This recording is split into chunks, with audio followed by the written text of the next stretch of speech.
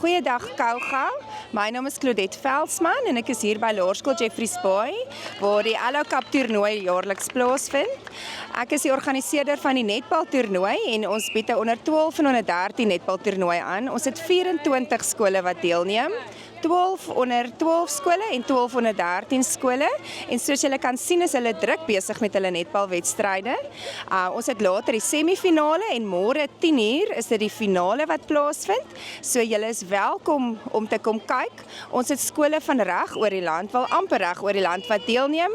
Hulle is van die Kaap af, ons het vir Stellenbosch, ons het Eikestad, ons het vir Jean Lou, ons het vir Woester Primêr, Robertson, ons het plaaslike skole soos ons eie skool Laerskool Jeffreys Bay, Stilting, Graslaagte, so dit is heerlike netbalpret en ek nooi julle uit om te kom deel wees hiervan.